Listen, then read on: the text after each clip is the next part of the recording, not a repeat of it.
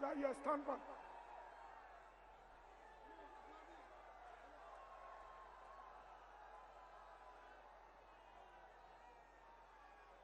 स्वागत, अभिनंदन, वंदन, नमन भारत माता के महान सपूत का, देश के यशस्वी प्रधानमंत्री, विश्व नेता माननीय नरेंद्र मोदी जी का। मैं देवरिया के जिलाध्यक्ष महेंद्र यादव जी से, रैली प्रभारी कामेश्वर सिंह जी से, यहाँ के सांसद भारत सरकार के मंत्री कलराज मिश्र जी से मैं अनुरोध करूंगा माननीय शाही जी से बुके भेंट करके स्वागत करें। जिला प्रभारी रमेश सिंह सहित सभी लोग बड़ी माला पहना के स्वागत करें।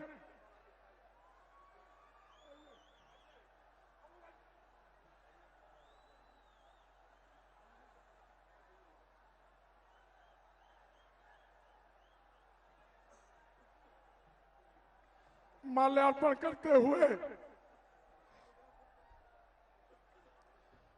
हमारे सातों विधानसभा के प्रत्याशी, देवरिया के नेता ताली बजा के जोरदार तरीके से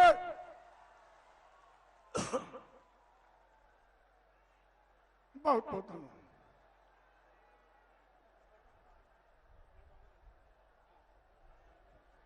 अब भारत सरकार के लघु सूक्ष्म मध्यम उद्योग मंत्री माननीय कलराज मिश्र जी से प्रार्थना करूंगा आवे और माननीय मोदी जी का शब्दों से स्वागत करें।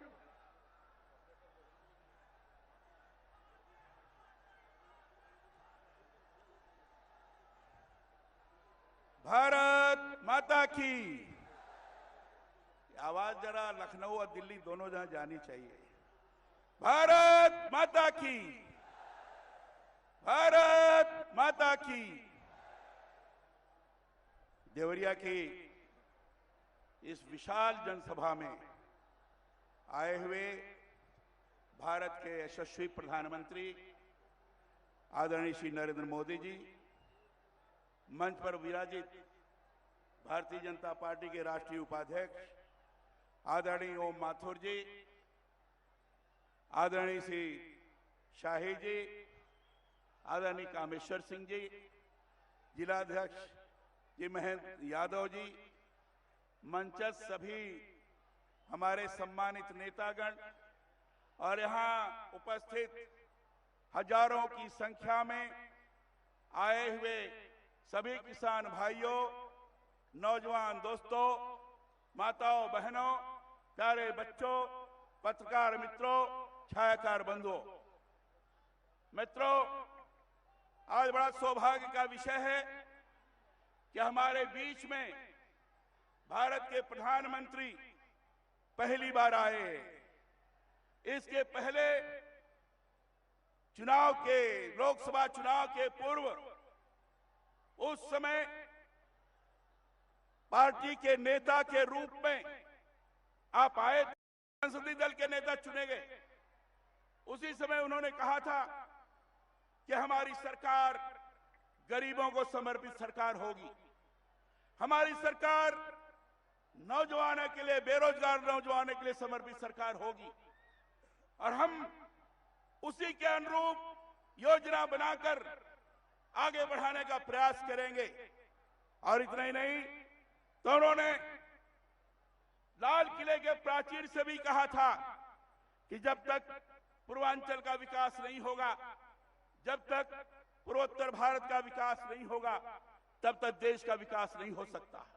और उसी के बाद से आपने जो योजनाएं बनानी शुरू की, सबसे पहले जनधन खाता योजना एक गरीबों के लिए योजना थी, ये झोपड़ी में रहने वाले लोगों के लिए योजना थी।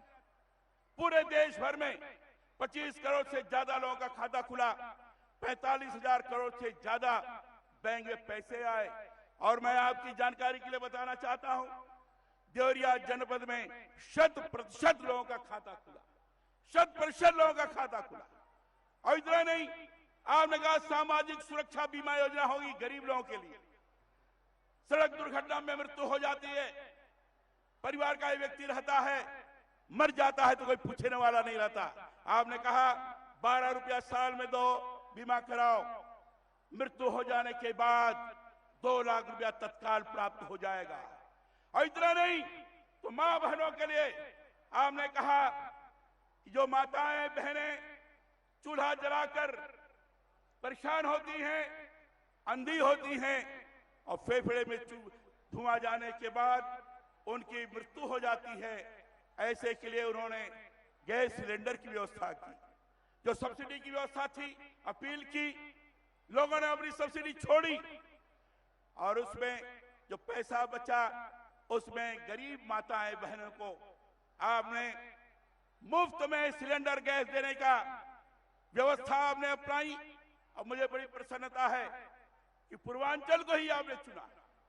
1 मई को बलिया में गैस सिलेंडर मुफ्त में उन बहनों को दिया जाए, उस अभियान की आपने शुरुआत की।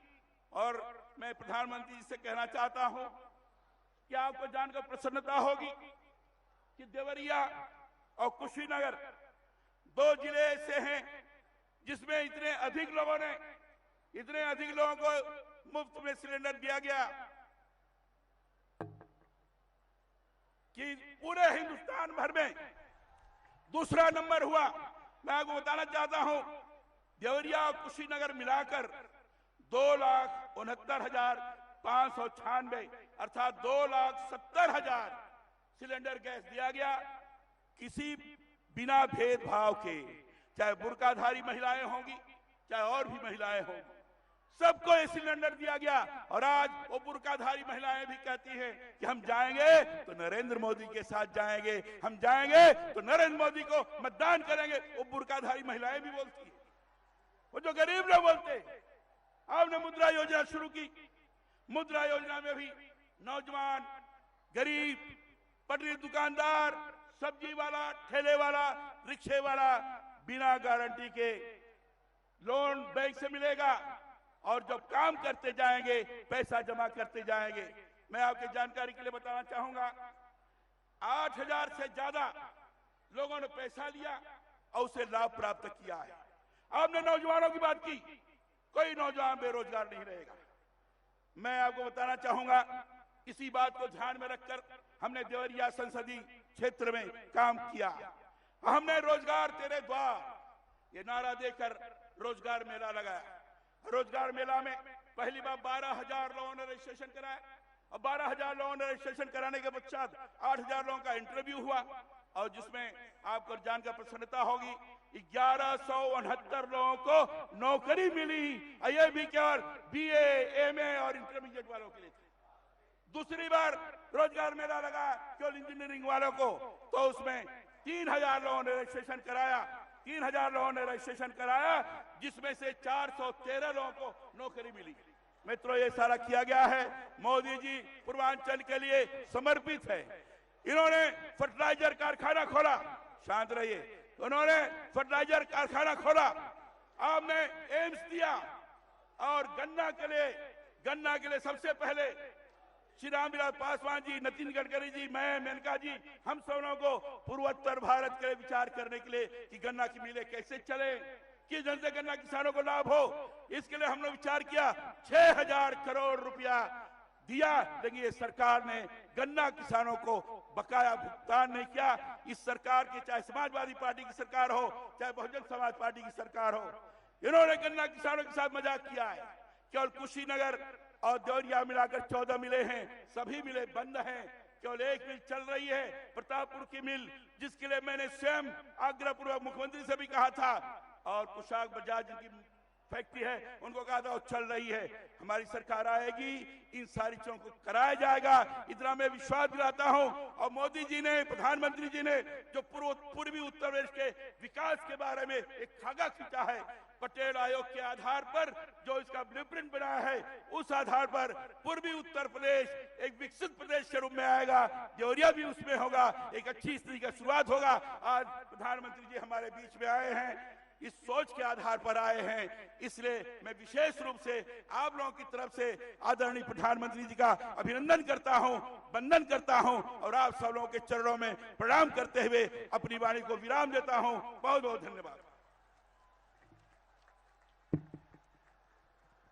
भारत माता के महान सपूत, देश के यशस्वी प्रधानमंत्री माननीय नरेंद्र मोदी जी से प्रार्थना करूंगा देवरिया की जनसभा को संबोधित करें। माननीय नरेंद्र मोदी।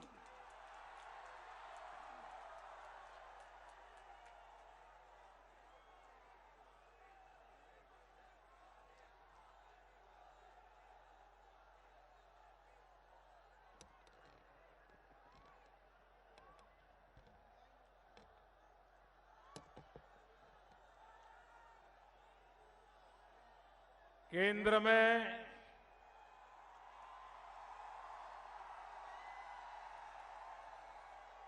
मंत्री परिषद के मेरे साथी और आप ही के प्रतिनिधि, हमारे वरिष्ठ नेता श्रीमान कलराज मिश्र जी,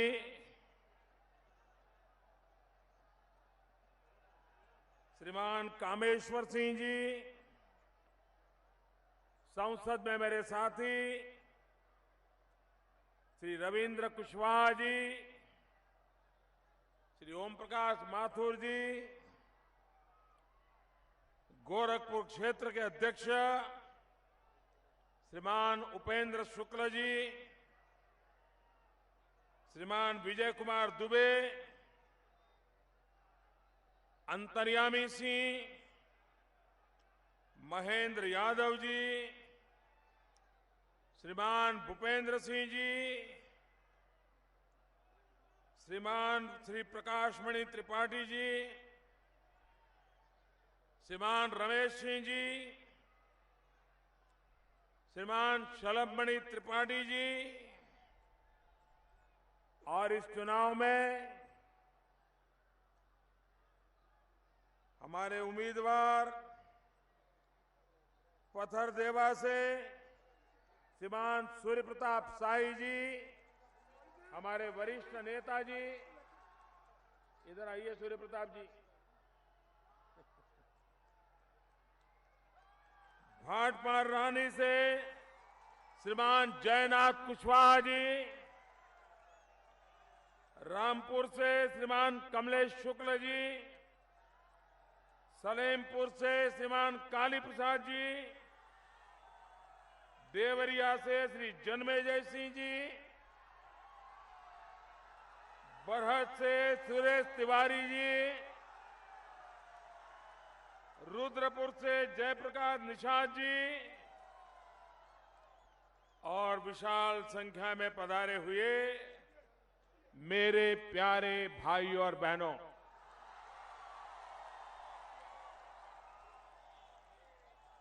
भारत माता की, भारत माता की।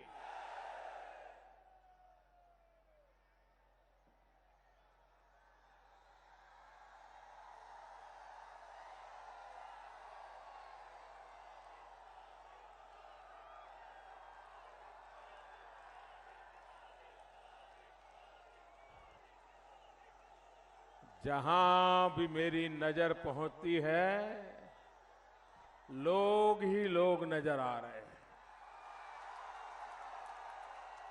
मैं उस खेत के उस पार भी इतनी बड़ी मात्रा में लोग खड़े हैं, शायद उनको तो सुनाई भी नहीं देता होगा, लेकिन इतनी बड़ी मात्रा में आप हमें आशीर्वाद देने आए, हमारे उम्मीदवारों को आशीर्वाद देने आए। भारतीय जनता पार्टी अपना दल के आशीर्वाद के लिए आए। मैं इसके लिए आप सबका हृदय से धन्यवाद करता हूं।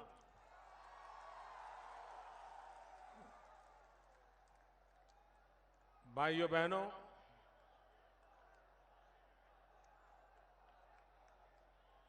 चुनाव तो हमने बहुत देखे हैं,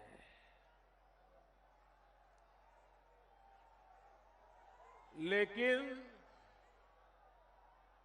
हमारे देश में चुनाव एक तरफा चला जाए ऐसा कभी नहीं होता है।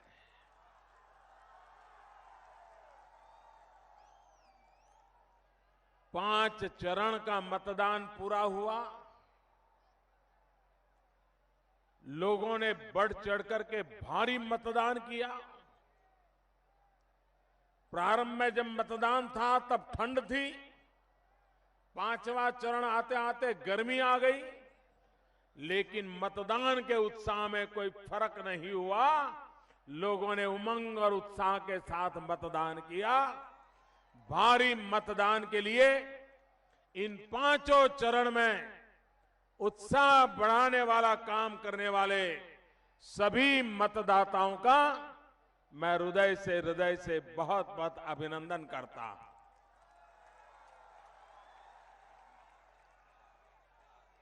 और 5 चरण में एक से बढ़कर एक भारतीय जनता पार्टी को लोगों ने जो समर्थन दिया है, अब चित्र साफ हो गया है।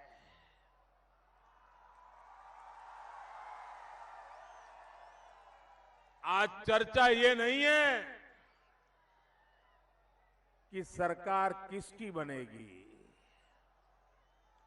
चर्चा ये है कि भाजपा 2/3 बहुमत से जीतेगा कि 3/4 बहुमत से जीतेगा, इसकी चर्चा है। लंबे अरसे के बाद उत्तर प्रदेश के नागरिकों के मन में सपा बसपा कांग्रेस से मुक्ति का एक आनंद अनुभव हो रहा। लोगों को लगने लगा है कि बुआ जी भी गई, भतीजे का भी गया और भतीजे का नया यार भी गया।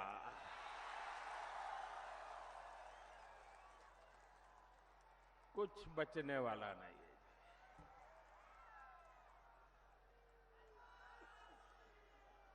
और इसका कारण चाहे सपा हो बसपा हो, ये आप लोगों की जो मिली भगत चलती थी कि 5 साल बसपा, 5 साल सपा, फिर 5 साल बसपा, फिर 5 साल सपा। जब चुनाव आता था तो बसपा वाले कहते थे हम सपा वालों का सारा कच्चा चिट्ठा खोल देंगे, उनका भ्रष्टाचार बाहर निकालेंगे, उनको जेलों में बंद कर देंगे।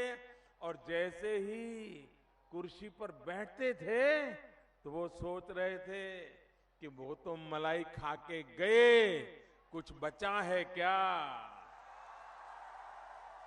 उसी में लगे रहते थे। फिर चुनाव आता था, फिर सपा वाले भाषण देते थे कि बसपा वालों ने ऐसा भ्रष्टाचार किया, इतना खाया, इतना लूटा, हम उनको देख लेंगे, आएंगे तो आयोग बिठाएंगे, उनको जेलों में बंद कर देंगे, सारा निकालेंगे और देश को वापस करेंगे। ऐसे भाषण करते थे कि नहीं करते थे? और जैसे ही कुर्सी पर बैठते थे वो सोच रहे थे कौन बाबू था जो बहन जी के काम आता था, कौन इकट्ठा करके देता था। खोज खोज करके जो बहन जी का खजाना भरते थे, उन्हीं को ये सपा का खजाना भरने के लिए लगा देते थे। आप मुझे बताइए, 5 साल पहले सपा ने, अखिलेश जी ने बहन जी के खिलाफ जांच बिठाने का वादा किया था कि नहीं किया था? उनके भ्रष्टाचार को निकालने के लिए कहा था कि नहीं कहा था? उनकी पाई पाई लूटी हुई वापिस लाने के लिए कहा था कि नहीं कहा था? बहन जी को जेल में डालेंगे ये कहा था कि नहीं कहा था? बहन जी मौज कर रही है कि नहीं कर रही है? कुछ हुआ क्या? कुछ हुआ क्या? आयोग बैठा क्या? जांच हुई क्या? अरे इतना ही नहीं, बहन जी के समय जो लोग बेईमानी करते थे उनको आपने प्रमोशन दे करके सर आंखों पर बिठा दिया। भाइयों बहनों, ये सपा बसपा की मिली भगत है। बसपा आती है सपा को बचाती है, सपा आती है बसपा को बचाती है, और दोनों का तय है चुनाव में कुछ भी बोलेंगे लेकिन करेंगे वही जो हमारी तिजोरी भरेंगे। यही काम करते रहे हैं भाइयों। अगर उत्तर प्रदेश का भाग्य बदलना है तो ये सपा बसपा कांग्रेस ये तिकड़ी से जब तक बाहर नहीं निकलेंगे ये आपका भला नहीं होगा भाइयों। इस चुनाव में उत्तर प्रदेश का नौजवान, उत्तर प्रदेश का किसान, उत्तर प्रदेश का गरीब ये भली भांति समझ गया है कि अब उत्तर प्रदेश का भाग्य बदलना है, नौजवानों का भविष्य अगर बनाना है, किसान की जिंदगी में कुछ आशा लानी है तो ये तिकड़ी से मुक्ति जरूरी है भाइयों। ये चुनाव ये तिकड़ी से मुक्ति का चुनाव है। भाइयों बहनों, इस चुनाव में दागी भी नहीं चलना चाहिए, बागी भी नहीं चलना चाहिए। और मैंने देखा है कुछ लोग बागी मोदी की फोटो लगा देते हैं। मैं तो मोदी के साथ हूं, मुझे वोट दे दीजिए। मोदी के साथ सिर्फ कमल है भाइयों बहनों। आप कमल को जानिए, आप कमल को जानिए। मोदी के साथ अपना दल है, अपना दल को जानिए। अनुप्रिया पटेल को जानिए।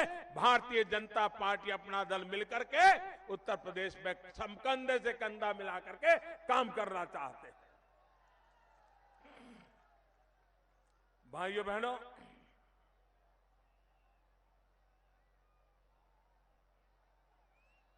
आप मुझे बताइए, कोई नौजवान अपने बूढ़े मां बाप को छोड़ करके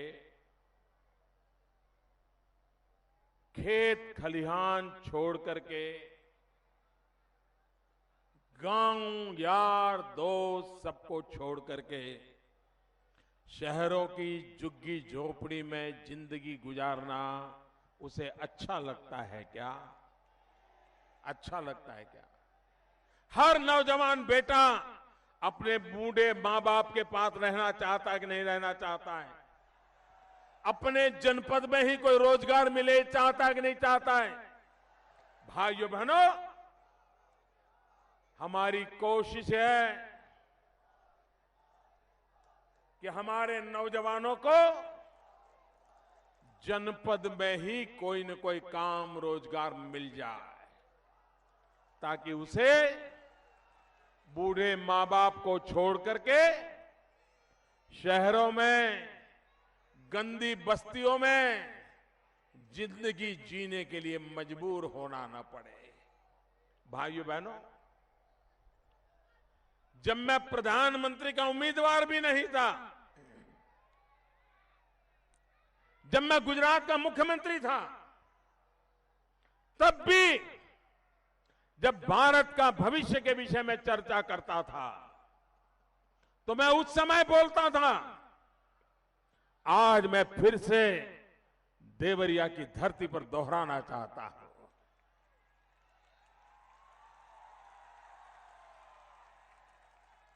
भाइयों बहनों, हमारे हिंदुस्तान का नक्शा जरा कल्पना कर लीजिए। ये हमारे हिंदुस्तान का नक्शा जरा सोचिए दिमाग में। आपने देखा होगा हिंदुस्तान उसका विकास सार्वदेशिक होना चाहिए, सर्वांगीण होना चाहिए।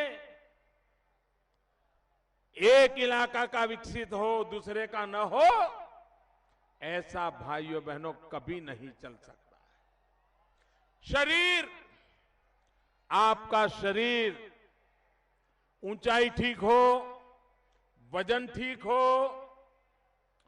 ब्लड प्रेशर ठीक हो, पल्स बराबर हो, सब कुछ ठीक ठाक हो, लेकिन अगर एक हाथ या एक लकवा अथवा एक आंख उसको लकवा मार गया हो तो उस शरीर को स्वस्थ माना जाएगा क्या?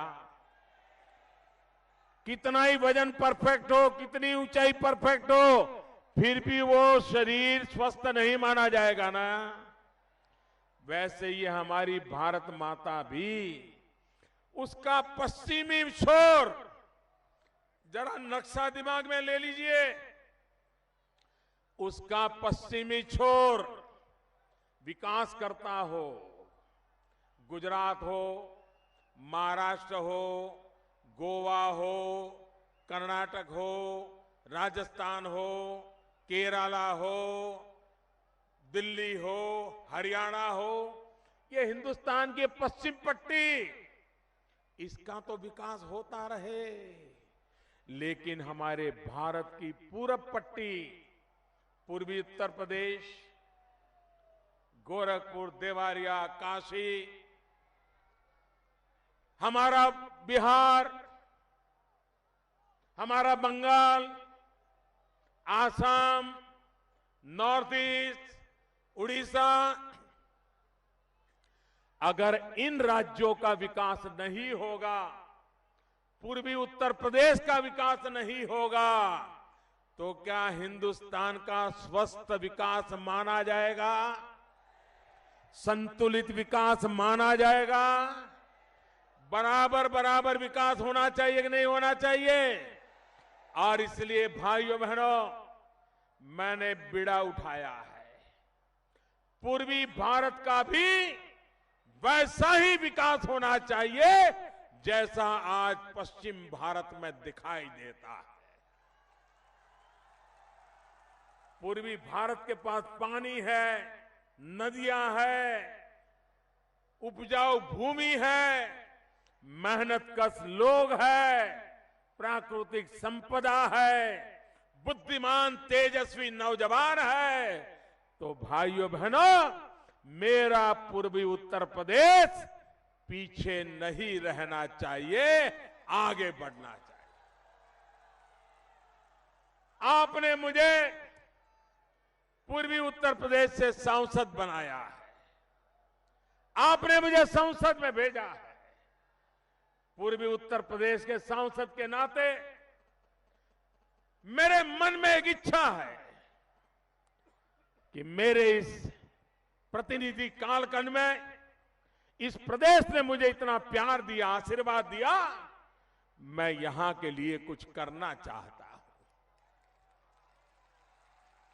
यहां का विकास करना चाहता हूं, यहां के नौजवानों को रोजगार मिले, इस दिशा में आगे बढ़ना चाहता हूं। और इसलिए भाइयों बहनों, इस बार उत्तर प्रदेश में ऐसी मजबूत सरकार बनाइए, ऐसी मजबूत सरकार बनाइए ताकि विकास के आड़े आने की कोई हिम्मत न करे, ऐसा मुझे विकास करना है। भाइयों बहनों, अगर बिजली नहीं है तो औद्योगिक विकास होगा क्या? पूरी ताकत से बताइए। अगर बिजली नहीं है तो औद्योगिक विकास होगा क्या? उद्योग नहीं लगेंगे, कारखाने नहीं लगेंगे तो नौजवान को रोजगार मिलेगा क्या? मिलेगा क्या?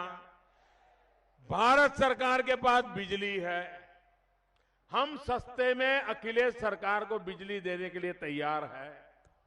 हर बार कहते हैं बिजली लीजिए, लोगों के घरों में, कारखानों में, किसानों को बिजली पहुंचाइए। लेकिन भाइयों बहनों, उत्तर प्रदेश में बिजली नहीं पहुंची। अखिलेश सरकार को आपकी चिंता नहीं, उनको तो सफाई की चिंता है, सफाई की चिंता है। ये भी कमाल देखिए, उत्तर प्रदेश में सपा की सरकार, उसका इरादा एक ही, उसको लगता है सफाई का विकास हो गया तो सबका हो गया, कुनबे का भला हो गया तो सबका हो गया। इस बार ऐसी जोड़ी मिलाई है, एक को सफाई में रस है, दूसरा हाथ को हाथ की सफाई में रस है। ये सफाई वालों से और हाथ की सफाई वालों से उत्तर प्रदेश को बचाना है कि नहीं बचाना है। और इसलिए भाइयों बहनों, आपको जानकर के खुशी होगी, गुजरात के कंडला से 2500 किलोमीटर से ज्यादा पाइपलाइन लगा रहे हैं। पाइपलाइन, उस पाइपलाइन से गैस आएगा, गोरखपुर तक पाइपलाइन लग रही है। हजारों करोड़ रुपया खर्च होगा, और जब गैस आएगा तो गैस के आधार पर ऊर्जा के द्वारा चलने वाले उद्योगों का यहां तांता लग जाएगा भाइयों, तांता लग जाएगा। ये काम हो रहा है ताकि यहां के नौजवान को रोजगार मिले। भाइयों बहनों, मैं उत्तर प्रदेश भारतीय जनता पार्टी के सभी नेताओं का हृदय से बहुत बहुत अभिनंदन करता हूं। हमारे कलराज जी, हमारे शाही जी, ये उत्तर प्रदेश के चप्पे चप्पे को जानने वाले नेता हैं। अपनी जिंदगी के सारे महत्वपूर्ण वर्ष उत्तर प्रदेश के लिए उन्होंने खपा दिए। ऐसे हमारे नेता हैं। भाइयों बहनों, इन्होंने एक बड़ा महत्वपूर्ण निर्णय किया है, एक महत्वपूर्ण संकल्प किया है। हमारे उत्तर प्रदेश के नेताओं ने कहा है कि सरकार बनने के बाद छोटे किसानों का फसल का जो कर्ज है, वो कर्ज माफ कर दिया जाएगा। भाइयों, मैं उत्तर प्रदेश इकाई को बधाई देता हूं इतने बड़े संकल्प के लिए। उत्तर प्रदेश के मेरे भाइयों बहनों, देवरिया के मेरे भाइयों बहनों, मैं उत्तर प्रदेश के सांसद के नाते आपको कहता हूं, पूर्वी उत्तर प्रदेश के सांसद के नाते कहता हूं, काशी के प्रतिनिधि के रूप में आपको कहता हूं, 11 तारीख को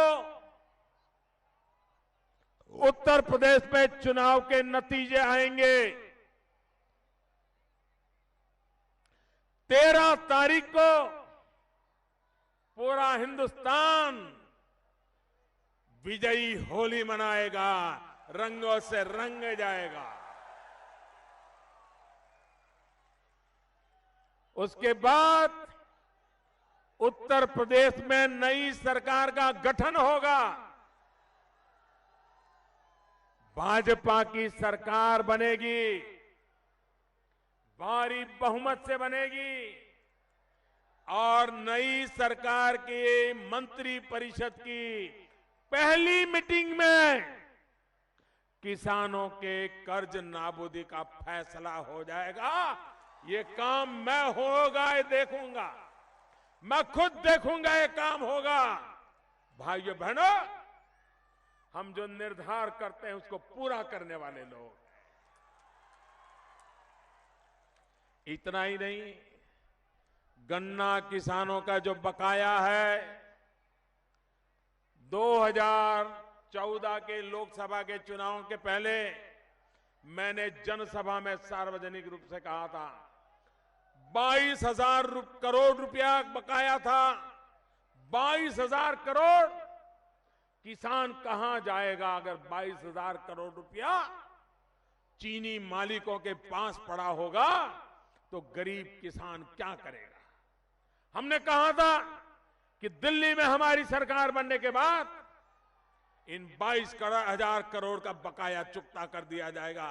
और भाइयों बहनों, जो काम उत्तर प्रदेश को करना चाहिए था, यह सरकार की जिम्मेवारी थी, लेकिन हमने हाथ बटाया। 35 लाख किसानों के खाते में सीधा पैसा जमा करा दिया और 22,000 करोड़ का अधिकतम भुगतान करवा दिया। आज उत्तर प्रदेश भारतीय जनता पार्टी ने संकल्प किया है कि हमारे गन्ना किसान, उसका जो बकाया है 120 दिवस में पुराना बकाया चुकता कर दिया जाएगा। भाइयों बहनों, 120 दिन में बकाया चुकता कर दिया जाएगा। इतना ही नहीं, भारतीय जनता पार्टी ने एक बहुत बड़ा निर्णय किया हुआ है। संकल्प पत्र में लिखा है कि सरकार बनने के बाद हम ऐसी व्यवस्था खड़ी करेंगे कि 14 दिन के भीतर भीतर किसान को उसके गन्ने का दाम मिल जाना चाहिए। भाइयों बहनों, हमारे गन्ना किसानों की जिंदगी चीनी मिलों के मालिकों पर ही आश्रित हो गई थी। गन्ना सेठ तय करते थे, गन्ना किसान क्या करेगा? भाइयों बहनों, अब गन्ना सेठ तय नहीं करेगा गन्ना किसानों का क्या होगा, गन्ना किसान तय करेगा गन्ना सेठों का क्या होगा।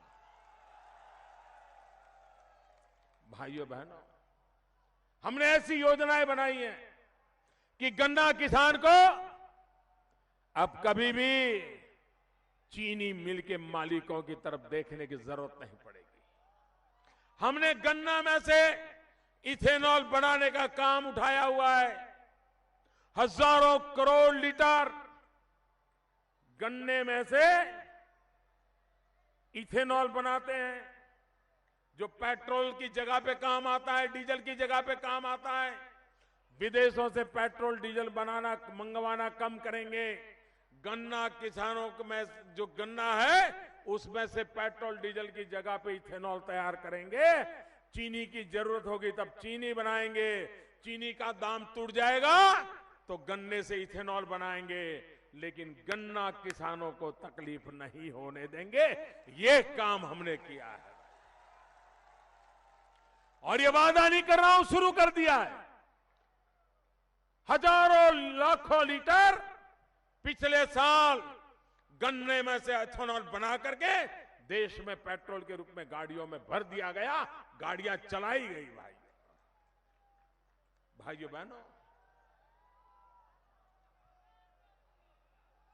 ये हमारे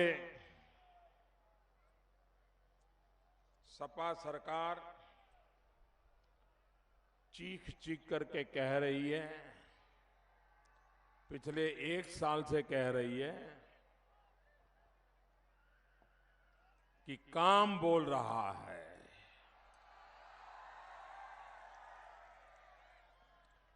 काम बोल रहा है कि कारनामे बोल रहे हैं? काम बोल रहा है कि कारनामे बोल रहे हैं? बताइए ना, काम बोल रहा है, कारनामे बोल रहे हैं? अब सपा के नेता कह रहे हैं ये मोदी जी बोल रहे हैं, मोदी जी कह रहे हैं, मोदी जी की बात मत मानो। ठीक है भाई, मोदी जी की बात मत मानो, लेकिन अखिलेश जी आपकी बात तो हमने माननी चाहिए कि नहीं माननी चाहिए? माननी चाहिए कि नहीं माननी चाहिए? यूपी सरकार जो कहती है वो मानना चाहिए कि नहीं मानना चाहिए? भाइयों बहनों, आज मैंने थोड़ा रिसर्च किया और उत्तर प्रदेश सरकार की अधिकृत वेबसाइट, उत्तर प्रदेश का सरकार का खुद का दस्तावेज up.gov.in, ये यूपी सरकार के अपने ऑफिशियल दस्तावेज वेबसाइट, अगर आप जाकर के देखोगे तो मैं जो कह रहा हूं वो सब उसमें है। उसमें अखिलेश जी की सरकार खुद कहती है, एक तो उसने कहा है कि उत्तर प्रदेश की हालत अफ्रीका में सहारा के रेगिस्तान जैसी है। ये उनके शब्द हैं, मेरे नहीं है। उन्होंने आगे कहा है, ये मैं उन्हीं का पढ़ रहा हूं, मेरी अपनी बात नहीं बता रहा हूं। अब आप तय करना, ये उनका काम बोलता है कि उनकी वेबसाइट बोलती है। वो बोलते हैं कि उनका दस्तावेज बोलता है। उन्होंने कहा है, almost all social indicators of the state show that the state stands on 13th or 14th position among the 16 major states. Bihar and in some cases Orissa are the only two states which lag behind UP in terms of social development indicators like medical facilities, teacher-pupil ratio, primary school, birth rate, death rate, infant mortality rate, literacy, per capita income, electrification of villages, per capita power consumption, वगैरह वगैरह। भाइयों बहनों, ये उनकी सरकार कह रही है कि हिंदुस्तान के जो बड़े राज्य हैं उसमें हमारा नंबर 13वां या 14वां है। उनके पीछे दो ही राज्य हैं, बिहार और उड़ीसा। ये हाल उनका खुद का बयान है। भाइयों, कितने पिछड़े हुए हैं, कितनी हालत बुरा है, खुद उनकी वेबसाइट बोलती है। आगे वो कह रहे हैं, Uttar Pradesh is often seen as a case study of development in a region of India that currently lag behind other parts of the country in terms of number of important aspect of wellbeing and social progress. वो कहते हैं कि हमारा उत्तर प्रदेश के पिछड़ापन ये तो case study का विषय बन गया है। शर्म करो, शर्म करो मेहरबान, आपकी वेबसाइट बोल रही। उन्होंने ये भी कहा है कि उत्तर प्रदेश में महिलाएं 55 साल ही जी सकती है। हालात ऐसे हैं। केरल में उत्तर प्रदेश में कोई बेटी पैदा हो, केरल में कोई बेटी पैदा हो तो केरल की बेटी उत्तर प्रदेश की बेटी से 20 साल ज्यादा जिंदा रहती है। 20 साल पहले उत्तर प्रदेश की माताओं बहनों को मरना पड़ रहा है। ये हमारे काम बोलता है कि कारनामे बोलते हैं, इसका ये नमूना है। भाइयों बहनों, मैं उन्हीं के खुद के डॉक्यूमेंट के आधार पे बताता हूं। भाइयों बहनों, आपने देखा होगा, सपा हो या बसपा, अगर सपा वाले कहें कि दिन है तो बसपा वाले कहेंगे नहीं, आग बंद करो, रात है। ऐसा है कि नहीं है? सपा वाले कहेंगे पूरब है तो बसपा वाले कहेंगे पश्चिम है। सपा वाले कहेंगे कि ऐसे जाएंगे तो बसपा वाले कहते ऐसे जाएंगे। ऐसा ही करते हैं, हमेशा एक दूसरे से अलग बात करते हैं कि नहीं करते हैं? करते कि नहीं करते? साफ सपा और बसपा के इतिहास में पहली बार दोनों एक ही भाषा बोलने लगे। जो सपा बोले वही बसपा बोले, जो बसपा बोले वही सपा बोले।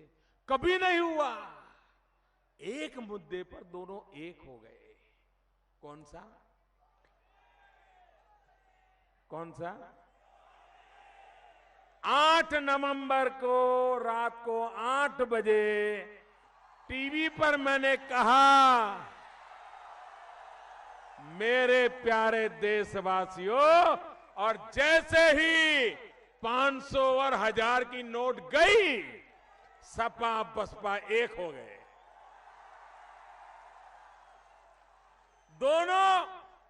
दोनों एक ही बात बोलते हैं, मोदी जी एक 10 दिन दे देते, हम तैयारी कर लेते।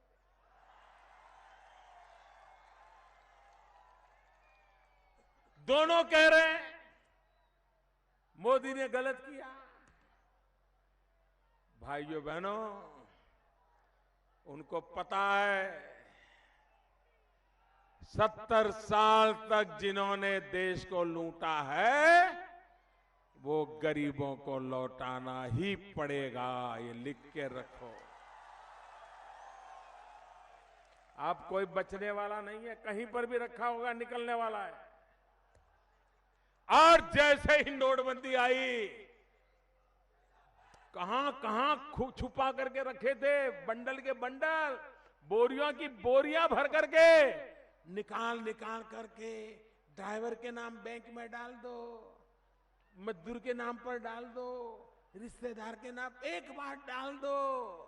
तब उनको पता नहीं था कि बैंक में जाने का रास्ता है, आने का नहीं है। अब डिब्बे में आ गए सब लोग डिब्बे में आ गए, और सरकार बराबर लगी है।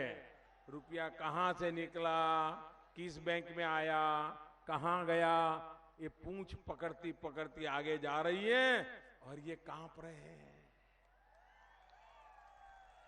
और इसलिए गरीबों के नाम पर चिल्ला रहे हैं, देश की अर्थव्यवस्था टूट जाएगी ऐसा चिल्ला रहे हैं, झूठ फैला रहे हैं। आप उनके बयान याद कीजिए भाइयों बहनों, आप उनके बयान याद कीजिए। बड़े बड़े लोग दुनिया की बड़ी बड़ी यूनिवर्सिटियों में पढ़े हुए, भारत में उच्च पदों पर रहे हुए, अर्थशास्त्र में जिनकी बात डंका बजाती है ऐसा माना जाता था, हार्वर्ड से निकले हुए बड़े बड़े अर्थशास्त्री पहले कहते थे, पिछले साल देखिए क्या कहते थे, मोदी विकास की बातें करता है, झूठ है, कोई विकास हो नहीं रहा है, सब चौपट हो गया है, सब गड्ढे में हो गया है, ऐसा बोलते थे। 8 नवंबर को जब मैंने नोटबंदी की तो कहने लगे, अरे इतनी बढ़िया अर्थव्यवस्था चलती थी, हिंदुस्तान दुनिया में आगे जा रहा था, अचानक मोदी ने ऐसा करके सब डुबो दिया। मोदी ने पैर काट दिए। अरे मेहरबान, अभी महीने पहले तो कह रहे थे कि सब डूबा हुआ है, नोटबंदी कही तो कहने लगे कि कैसा है मोदी, सारा बहुत अच्छा चल रहा था, ये नोटबंदी करके सब तबाह कर दिया। फिर क्या क्या बोले साहब, क्या क्या बोले, पार्लियामेंट में बोले, गांव गली में जाकर के चीख रहे थे, भारत बर्बाद हो गया, जीडीपी 2% कम हो जाएगा, कोई कह रहा था 4% कम हो जाएगा, कोई कहता था बेरोजगारी आ जाएगी, किसान बर्बाद हो जाएगा, फसल बर्बाद हो जाएगी, सब कुछ चौपट हो जाएगा, यही बोल रहे थे। झूठ, डेली एक झूठ, डेली एक झूठ।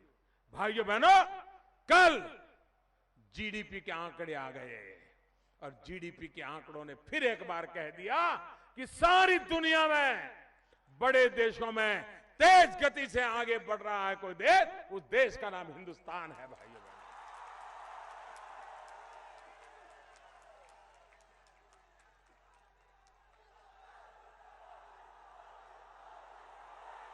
मैन्युफैक्चर, एग्रीकल्चर, सर्विस, कोई तकलीफ नहीं हुई। भाइयों बहनों, अब क्या कह रहे हैं, जैसे ही आंकड़े आ गए, उनके झूठ की पोल खुल गई, तो कल से शुरू किया, ये आंकड़े गलत है, ये आंकड़े कहां से आए, ये मोदी कहां से ले आए। अरे मेहरबान, आप लोग तो 50-50 साल तक सरकार में बैठे हो।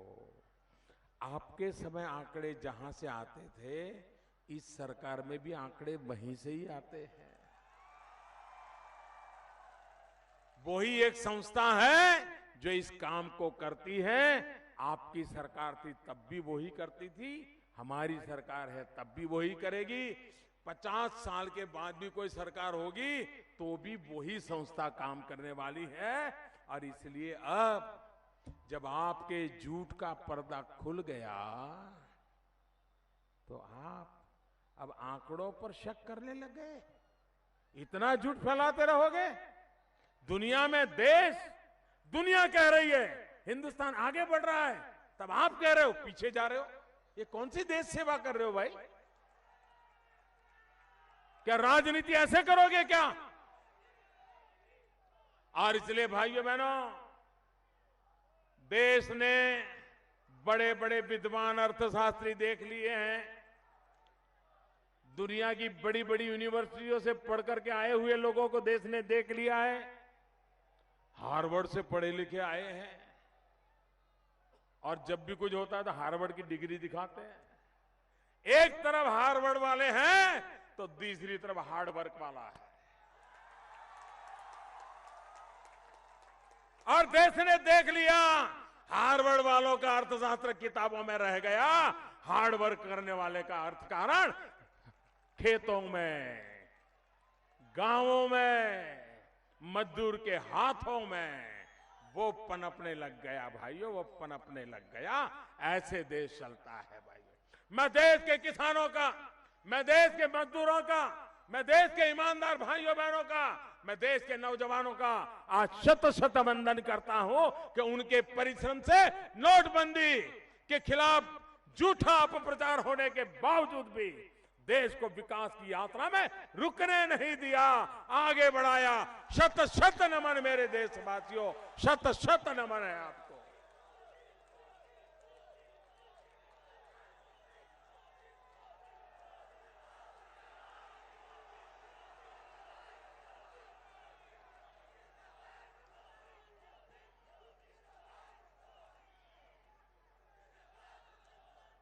भाइयों बहनों, आप मुझे बताइए, किसी मोहल्ले में रोज मारामारी होती हो, चाकू निकलते हो, कट्टे चलते हो, तो कोई उस मोहल्ले में रहने के लिए किराए पर भी घर लेगा क्या? जोर से बताओ, लेगा क्या? वो चाहेगा ना भाई जहां शांति हो ऐसी जगह पे रहूं, ऐसा चाहेगा कि नहीं चाहेगा? कोई उद्योग लगाना चाहता है, रोज रैप की खबर आती हो, बलात्कार की खबर आती हो, अपहरण की खबर आती हो, जमीन हड़प करने वाली खबरें आती हो, हत्या, लूट ऐसी खबरें आती हो, तो कोई कारखाना लगाने के लिए आएगा क्या? आएगा क्या? कोई उद्योग लगाने आएगा क्या? कोई पूंजी लगाएगा क्या? वो पहले यही सोचेगा कि भाई शांति हो, कुछ अच्छा कानून व्यवस्था हो, तब तो मैं जाऊंगा, वरना मैं मरने क्यों जाऊं, पैसे डुबोने के लिए क्यों जाऊं? कोई आएगा क्या? भाइयों बहनों, उत्तर प्रदेश में अगर पूंजी निवेश करना है, उत्तर प्रदेश में उद्योग लगाने हैं, उत्तर प्रदेश में कारखाने लाने हैं, नौजवान को रोजगार देना है, तो यहां पर शांति का माहौल चाहिए कि नहीं चाहिए? हुल्लड़बाजी बंद होनी चाहिए कि नहीं होनी चाहिए? दंगे खत्म होने चाहिए कि नहीं होने चाहिए? बलात्कार बंद होने चाहिए कि नहीं होने चाहिए? हत्याएं बंद होनी चाहिए कि नहीं होनी चाहिए? जुल्म बंद होने चाहिए कि नहीं होने चाहिए? भाइयों बहनों, शांति, एकता और सद्भावना के बिना विकास की संभावनाएं नहीं होती। आज ये हाल करके रखा है सपा वालों ने कि पुलिस थाना नहीं रहा है, पुलिस थाना सपा वालों का दफ्तर बन गया है, दफ्तर बन गया है। किसी गरीब की सुनवाई नहीं होती। बेटे को मार दिया हो और मां रोती हुई पुलिस थाने में जाएगी तो हवालदार कहता है कि मां तेरी तकलीफ तो मैं समझता हूं, मैं तेरी मदद भी करना चाहता हूं कि सपा वालों से कहलवा दो तभी मैं शिकायत दर्ज कर पाऊंगा। सपा वाले नहीं कहेंगे तो मैं चाहते हुए भी तुम्हारा भला नहीं कर पाऊंगा। पुलिस वालों के हाथ बांध करके रखे हुए, हवालदार को 2 कौड़ी का बना करके रख दिया है। भाइयों बहनों, हम पुलिस थाने को पुलिस थाना बनाना चाहते हैं। हम पुलिस वालों को सच्चे अर्थ में पुलिस वाला बना करके ये उत्तर प्रदेश के लोगों की सुरक्षा हिफाजत करवाना चाहते हैं। इसलिए आप हमें सेवा करने का मौका दीजिए। भाइयों बहनों,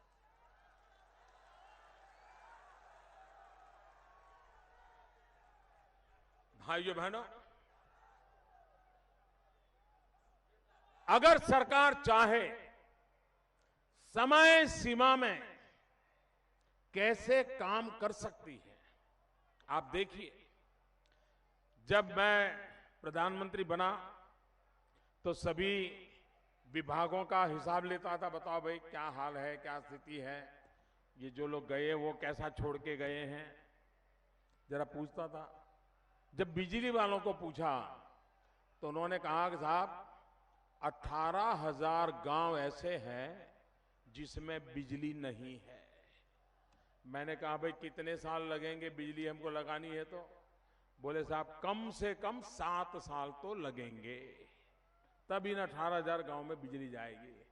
मैंने कहा भाई मैं 7 साल इंतजार नहीं कर सकता, देश इंतजार नहीं कर सकता। जिन गांवों में अंधेरा है 18वीं शताब्दी में जीने के लिए मजबूर किया है, ये पाप मैं चलने नहीं दूंगा। आखिर एक दिन मैंने लाल किले पर से 15 अगस्त को बोल दिया हम 1000 दिन में 18,000 गांवों में बिजली पहुंचा देंगे।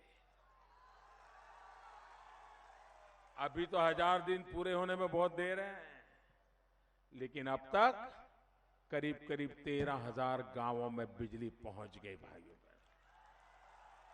उसमें 1500 गांव तो उत्तर प्रदेश के थे। काम बोलते हैं कि कारनामे बोलते हैं। देखो 1500 गांव, उसमें बिजली नहीं, अंधेरे में जिंदगी गुजारते थे। हमने बिड़ा उठाया, मुश्किल से अब 40-50 गांव बाकी हैं। इतने दिनों में 1500 गांवों में बिजली पहुंचाने का काम पूरा कर दिया। भाइयों, काम कैसे होता है इसका ये नमूना है। भाइयों बहनों, हमारी माताएं बहनें लकड़ी का चूल्हा जला करके खाना पकाती है, और जब लकड़ी का चूल्हा जला करके मां खाना पकाती है तो उसके शरीर में 400 सिगारेट का धुआं उसका शरीर में जाता है। एक मां हर दिन बच्चों का पेट भरने के लिए लकड़ी का चूल्हा जला करके खाना पकाती है। 400 सिगारेट का धुआं उस मां के शरीर में जाता है। और जो बच्चे खेलते हैं, छोटे छोटे बालक, उनके शरीर में भी ये धुआं जाता है। आप मुझे बताइए, जिस मां के शरीर में रोज 400 सिगरेट का धुआं जाएगा तो उस मां की तबीयत का क्या हाल होगा? वो बीमार होगी कि नहीं होगी? हमने तय किया कि मुझे इन गरीब माताओं को लकड़ी के चूल्हे के धुएं से मुक्त करना है। क्योंकि भाइयों बहनों, इसके लिए मुझे कोई मेमोरेंडम की जरूरत नहीं होती, कोई एमपी आकर के डेलीगेशन लेकर के आए जरूरत नहीं होती है।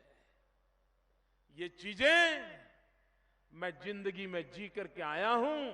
अपनी मां को लकड़ी के चूल्हे से खाना पकाते देखते हुए आया हूं। गरीब मां कैसी मुसीबत में गुजारा करती है वो अपनी जिंदगी में जी करके आया हूं। और इसलिए भाइयों बहनों, मैं गरीब माताओं बहनों की सेवा करना चाहता हूं। हमने बीड़ा उठाया। देश में 5 करोड़ घर ऐसे हैं वहां हमारी मां बहनों को लकड़ी के चूल्हे जला करके खाना पकाता है।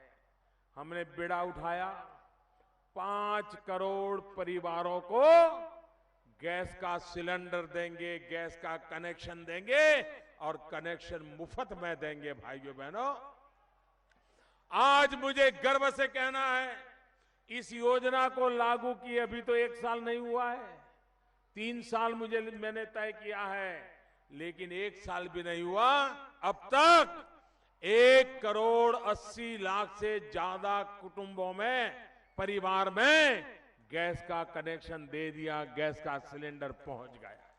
अकेले उत्तर प्रदेश में 55 लाख परिवारों में, गरीब परिवारों में गैस का कनेक्शन पहुंच गया।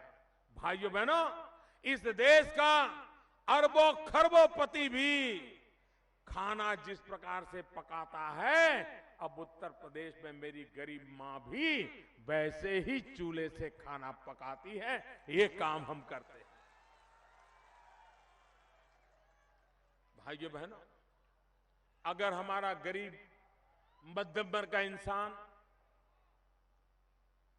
नौकरी करने वाला परिवार 50,000 रुपया महीने कमाने वाला हो तो भी अगर उसके घर में बीमारी आ जाए तो उसकी तो सारी जिंदगी तबाह हो जाती है कि नहीं हो जाती है। बेटी की शादी तय हुई हो, पैसे जमा करके रखे हो और अचानक परिवार में किसी सदस्य को कैंसर की बीमारी का पता चल जाए तो बिटिया की शादी रुक जाती है कि नहीं रुक जाती है। बेटी की शादी के लिए जमा कराया पैसा कैंसर की दवाई में लगाना पड़ता है कि नहीं लगाना पड़ता है। जमीन गिरवे रखनी पड़ती है कि नहीं रखनी पड़ती है। खेत गिरवी रखना पड़ता है कि नहीं पड़ता है। बीमारी इतनी महंगी हो गई है, मध्यम वर्ग का इंसान भी अगर परिवार में बीमारी आ जाए तो उसका जीना मुश्किल हो जाता है। हम प्रधानमंत्री के रूप में जिम्मेवारी ली। मैंने जरा पूछा, मैंने कहा भाई ये हृदय रोग, ये कैंसर, ये डायबिटीज, ये इतनी दवाइयां महंगी क्यों है, ये गरीब आदमी कैसे करेगा। तो मैंने दवाइयां बनाने वालों को बुलाया, मैंने पूछा, मैंने कहा भैया ये आप इतनी महंगी दवाइयां कैसे देते हो। आपको मालूम है कैंसर की बीमारी की एक दवाई ऐसी है, इतनी टिकड़ी, इतनी गोली, 30,000 रुपया कीमत, 30,000। मुझे बताइए, हां कोई इंसान है जो 30,000 खर्च करके गोली खा पाएगा। वो तो यही सोचेगा चलो भाई मरेंगे तो मरेंगे, कम से कम परिवार बच जाएगा, ये 30,000 रुपए की गोली मुझे नहीं खानी है। मैंने इन दवाई बनाने वालों को बुलाया, मैंने कहा क्या है बेमौत मार रहे हो आप लोगों को, मुझे बताइए ये गोली कितने में बनती है, क्या क्या उसमें डालते हो, कितने में आता है, कितनी प्रक्रिया में लगता है, वैज्ञानिकों का कितना पैसा लगता है, रिसर्च में क्या होता है, दफ्तर का खर्च सब लगाओ। मैंने कहा पैकेजिंग का भी लगाओ, चलो सारा हिसाब पहले तो बताते नहीं थे, लेकिन उनको पता नहीं था ये मोदी है। पीछे पड़ गया, सारी चीजें इकट्ठी की और भाइयों बहनों 800 दवाइयां, 800 दवाइयों का दाम सरकार ने तय कर दिया, इससे अब गरीब से ज्यादा पैसा नहीं ले पाओगे। और क्या तय किया, जिस गोली का 30,000 रुपया लेते थे वो 3,000 कर दिया, जिस दवाई का 80 रुपया लेते थे 12 रुपया कर दिया। भाइयों बहनों 800 दवाइयों के दाम कम कर दिए। अब ये दवाई बनाने वाले सारे धन्ना सेठ पुरानी सरकारों में मौज करते थे, गरीबों को लूटते थे, ऐश करते थे, अब इनका सब बंद हो गया। अब उनको मोदी कैसा लगेगा, दुश्मन लगेगा कि नहीं लगेगा। उनको लगता है ये मोदी आकर के सब मेरा बर्बाद कर दिया, मैं इतने दिनों से मलाई खा रहा था, इसने तो सब कुछ ले लिया। भाइयों बहनों जिसको जितना गुस्सा है करना है कर ले, ये मोदी तो गरीबों के लिए पैदा हुआ है, गरीबी में पैदा हुआ है, वो गरीबों के लिए काम करके रहेगा। ये धन्ना सेठों की कुछ नहीं चलेगी। भाइयों बहनों, आजकल हृदय रोग की बीमारी किसान को भी हो जाती है, मजदूर को भी हो जाती है, शिक्षक को भी हो जाती है, थानेदार को भी हो जाती है, किसी भी आदमी को हो जाती है, किसी भी व्यक्ति को हो जाती है। इतना भयंकर दर्द होता है कि वो दौड़ता है अस्पताल में। डॉक्टर कहता है कि आपका हृदय में गड़बड़ हो गया है, ये हृदय में खून ले जाने वाली जो नली है, उस नली के अंदर कुछ जगह ही नहीं बची है, सिकुड़ गई है, इसलिए खून जाता नहीं है, अब ज्यादा जिंदा नहीं रहोगे। अगर बचना है तो उस नली को चौड़ा करना पड़ेगा, अंदर एक साधन डालना पड़ेगा, उसको स्टेंट कहते हैं, तब खून का आना जाना होगा, तब जाकर के जिंदगी बचेगी। अब मुझे बताइए, कोई मरना चाहता है क्या? हर कहता है अच्छा डॉक्टर साहब बताइए कितना खर्चा होगा, तो डॉक्टर कहता है ये छल्ला लगवाना पड़ेगा। स्टैंड को यहां अपने उत्तर प्रदेश में छल्ला बोलते हैं, बोले छल्ला लगवाना पड़ेगा। वो गरीब आदमी पूछता है कि साहब छल्ले की क्या कीमत?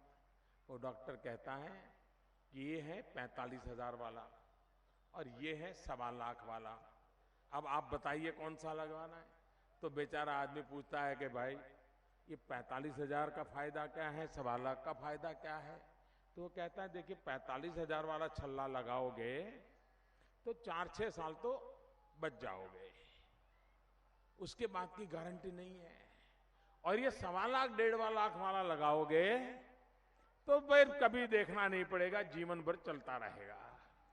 तो बेचारा आदमी जीने के लिए 1.25 लाख 1.5 लाख वाला लगा देता है, वो अंदर जा करके ले जाता है, काट करके डाल देता है। अब कौन देखेगा 45,000 वाला डाला कि 1.25 लाख वाला डाला, पता तो है नहीं। भाइयों बहनों, ये छल्ला बनाने वालों को मैंने बुलाया और छल्ला बनाने वालों को मैंने पूछा, मैंने कहा बताओ भाई ये छल्ला कैसे बनता है, कितने दिन में बनता है, काम करने वालों को तनख्वाह कितना जाता है, जो चीज उपयोग करते हैं वो कितने में आती है, बाहर से लाना पड़ता है तो वो क्या होता है, सारा हिसाब मांगता रहा। पहले तो देते नहीं थे, बाद में धीरे धीरे इनको समझ आया कि भाई ये सरकार बदल गई है, देना पड़ेगा।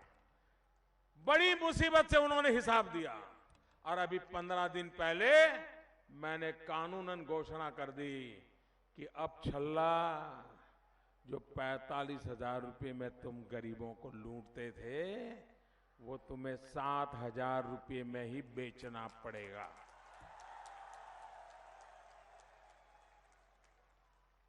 जो छल्ला तुम 1.25 लाख 1.5 लाख में बेचते थे वो तुम्हें 25,000 27,000 में बेचना पड़ेगा।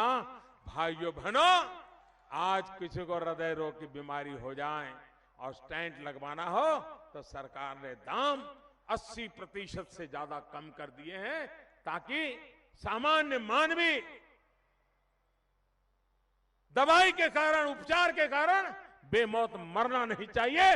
ये सरकार संवेदनशील सरकार है, गरीबों का, मध्यम वर्ग के लोगों का, जिसका कोई नहीं है उसके साथ खड़े रहने वाली सरकार है, इसलिए हम काम करते हैं। भाइयों बहनों, मैं आज आपसे अनुरोध करने आया, आपने मुझे सांसद बनाया उत्तर प्रदेश से, आपने इतना भारी बहुमत दिया कि देश को मजबूत सरकार मिल गई। भाइयों बहनों, उत्तर प्रदेश में ऐसी मजबूत सरकार बनाइए, भाजपा की ऐसी मजबूत सरकार बनाइए ताकि मुझे सारे सपने पूरे करने का अवसर मिले, आपकी सेवा करने का मौका मिले। आपने मुझे जो दिया है मैं कर्ज के साथ, कर्ज को ब्याज के साथ विकास करके लौटाना चाहता हूं। और इसलिए भाइयों बहनों, मैं आज देवरिया की धरती से पूरे पूर्वी उत्तर प्रदेश को भारतीय जनता पार्टी को विजयी बनाने के लिए आग्रह करता हूं। और भाइयों बहनों, मेरे साथ दोनों मुट्ठी बंद करके पूरी ताकत से बोलिए, भारत माता की, भारत माता की, भारत माता की। बहुत बहुत धन्यवाद आप सबका, बहुत बहुत धन्यवाद।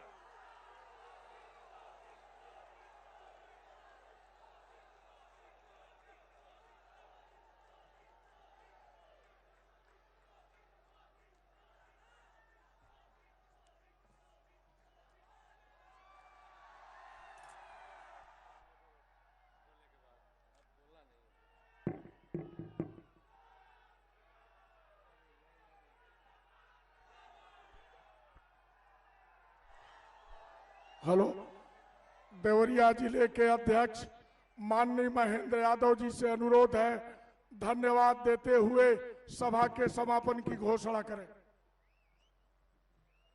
भारत के मान और सम्मान यशस्वी प्रधानमंत्री आदरणीय नरेंद्र भाई मोदी जी, आदरणीय भारत सरकार के मंत्री कलराज मिश्र जी, प्रदेश के प्रभारी आदरणीय ओम माथुर जी, हमारे सभी सम्मानित प्रत्याशीगण, मंचस्थ नेतागण, आज इस परिवर्तन में आए सभी सम्मानित भाइयों बहनों, मैं अपने प्रधानमंत्री